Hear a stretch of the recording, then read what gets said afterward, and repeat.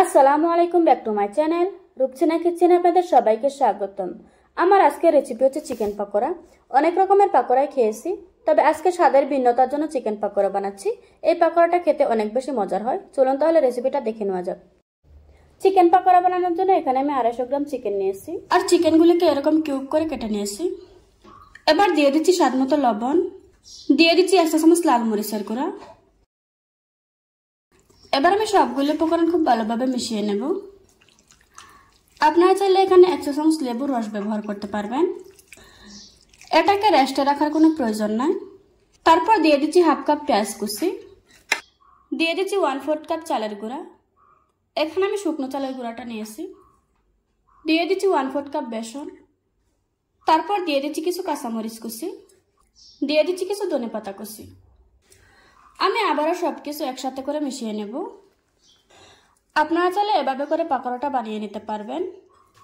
আবার চাইলে এখানে আরও কিছু মশলা অ্যাড করতে পারবেন। যারা কম মশলায় পাকোড়াটা খেতে পছন্দ করেন তারা চাইলে এই পর্যায়ে পাকোড়াটা বানিয়ে নিতে পারবেন।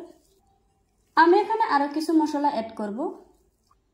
এখানে আমি হাফ চা চামচ করে নিয়েছি চাট মশলা, হলুদ আর হচ্ছে ভাজা জিরার গুঁড়ো। এই মশলাগুলো চাইলে অ্যাড করতে পারবেন, আবার চাইলে স্কিপ করতে পারবেন। তারপর দিয়ে দিচ্ছি 2 টেবিল চামচ পানি। এখন সব কিছু খুব ভালোভাবে মিশিয়ে নেব। এখানে পানিটা খুব বেশি লাগবে না, এখানে পানিটা একটু বুঝে দিতে হবে, কারণ পাকোড়াগুলি এরকম আলগা আলগাই থাকবে।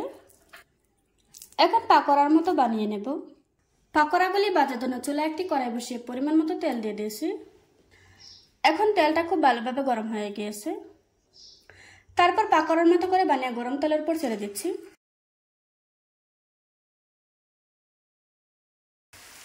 চিকেনের সাথে একটু একটু করে পেঁয়াজও যেতে পারে। এভাবে করে পাকোড়াগুলি বানাতে হবে।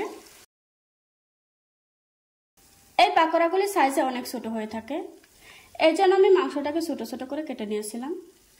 চুলার আঁচ মিডিয়াম টু লোতে রেখে পাকোড়াগুলিকে ভেজে নিতে হবে, তা না হলে এটা ভিতর থেকে খুব ভালোভাবে কুক হয়ে আসবে না।